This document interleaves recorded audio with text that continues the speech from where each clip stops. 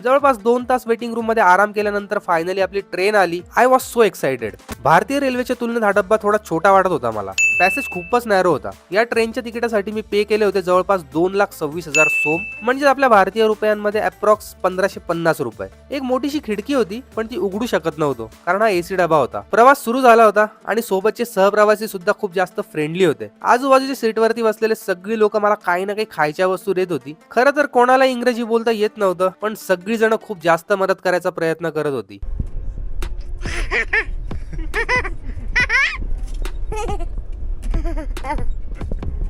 Now you भाई यार यहाँ पे बैठा था तो इन आंटी ने मुझे ऑफर किया ये नान, तो यार बहुत अच्छा लग रहा है। रखमत और ये यहाँ पे छोटा सा बच्चा है यार, बहुत ही ज़बरदस्त है, काफ़ी एक्टिव है और मस्त मज़े कर रहा है। उसके 2-3 फोटोज़ वगैरह खींचे मैंने तो एकदम फ्रेंडली हो गया।